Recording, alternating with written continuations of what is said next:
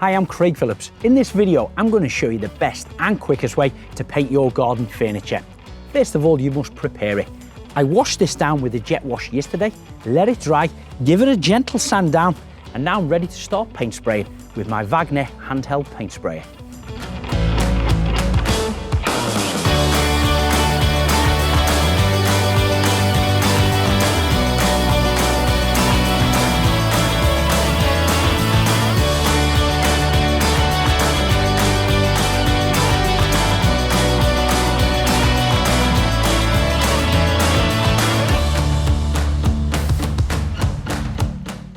That's my metal tables and chairs now complete. It's probably one of the most difficult jobs to do with a paintbrush, but not when you use your WAGNER handheld paint sprayer. If you're looking for some more hints and tips or inspiration on painting, just follow us on social media.